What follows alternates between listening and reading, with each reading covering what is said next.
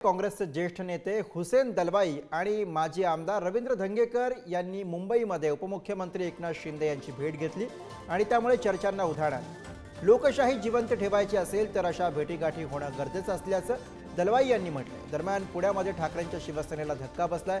कट्टर शिवसैनिक असे ओळख असलेले महादेव बाबर यांनी शिंदेंच्या शिवसेनेमध्ये प्रवेश केलाय। कामासाठी चालले होते ते असं आहे की कामं असतात तेव्हा मंत्र्यांच्याकडे जावं लागतं। जेव्हा काँग्रेसचं मंत्रिमंडळ होतं तेव्हा हे लोक यायचे की नाही, तर येतात, त्याच्यात काय हे नाही। शेवटी असं आहे की लोकशाहीचं हे एक गमक आहे की लोकशाहीमध्ये कुठेही या तऱ्हेनं दुश्मनी अशी असत नाही, विचाराचा तो भाग असतो आणि विचाराची लढाई जरी असली तरी कामानिमित्त आणि मैत्रीच्या याच्यावर लोकांना भेटणं हे गैर नाही, ते नेहमीच होत असतं आणि झालं पाहिजे।